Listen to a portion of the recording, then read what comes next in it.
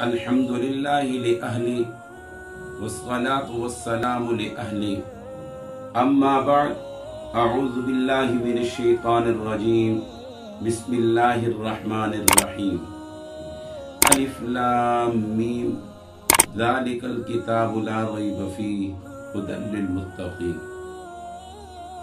نبی علیہ السلام کا فرمان ہے، آپ صلی اللہ علیہ وسلم نے آخری وقت میں فرمایا، میں تمہارے درمیان دو چیزیں چھوڑ کر جا رہا ہوں، ایک اللہ کی کتاب، دوسرا اپنا فرمان چھوڑ کر جا رہا ہوں۔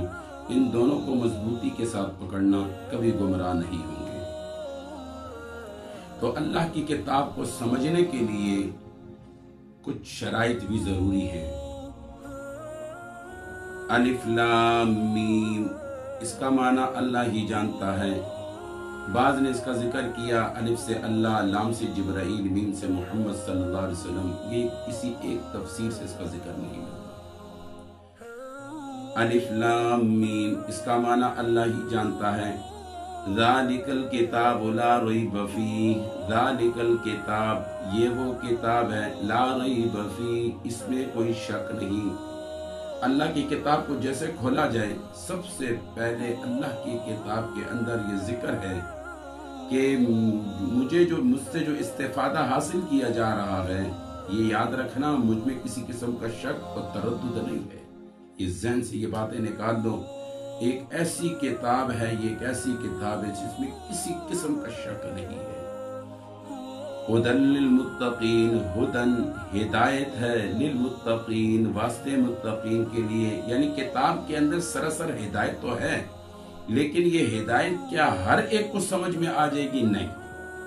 اس کو پڑھنے سے اور اس کا معنی معلوم کرنے سے، اس کا مطلب معلوم کرنے سے کیا ہر ایک کو اس کتاب سے ہدایت مل سکتی ہے؟ قرآن پاک فرماتا ہے للمتقین، یہ صرف واسطے متقین کے لیے۔ جو متقی ہوگا اس کو یہ ہدایت سمجھ میں آئے گی، جو متقی ہوگا اس کو یہ کتاب سمجھ میں آئے گی۔ پھر متقین کی صفات قرآن خود بیان کر رہا۔ متقین کہتے کسے؟ الذین یؤمنون بالغیب، الذین یؤمنون بالغیب، وہ لوگ جو اللہ پر ایمان رکھتے ہیں، بالغیب، وَيُقِيمُونَ الصَّلَاةَ، اور نماز کو قائم کرتے ہیں، وَمِمَّا رَزَقْنَاهُمْ يُنْفِقُونَ، اور اللہ کے دیے ہوئے میں سے خرچ کرنا۔ وَالَّذِينَ يُؤْمِنُونَ بِمَا أُنزِلَ إِلَيْكَ، وَالَّذِينَ يُؤْمِنُونَ بِمَا أُنزِلَ إِلَيْكَ، جو نازل کیا آپ کی طرف، وما انزل من قبلک، اور اس پر جو پہلے نازل کیا، یعنی نبی علیہ السلام پر جو کتاب نازل ہوئی، اس کتاب پر ایمان لانا، اور اس سے پہلے جو کتابیں نازل ہوئی ان کتابوں پر ایمان لانا، یعنی تورات، زبور، انجیل۔ اور وما انزل الیک، اس سے مراد قرآن ہے، اور من قبلک سے مراد تورات، زبور، انجیل ہے۔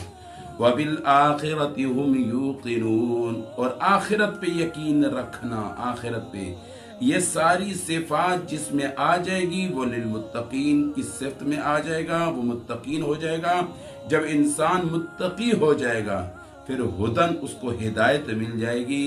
تو ان صفات کو اپنے اندر لانا ہوگا، ایک اللہ پر، یعنی الذین یؤمنون بالغیب، اللہ پر ایمان رکھنا بالغیب، اور نماز کو قائم کرنا، زکوٰۃ دینا یعنی اللہ کے دیے ہوئے میں سے خرچ کرنا، اور والذین یؤمنون بما انزل الیک، یعنی آپ صلی اللہ علیہ وسلم پر جو کتاب اتری، یعنی قرآن پاک، وما انزل من قبلک، جو اس سے پہلے کتابیں تورات، زبور، انجیل، ان پر، وبالآخرۃ ہم یوقنون، اور آخرت پر یقین رکھنا۔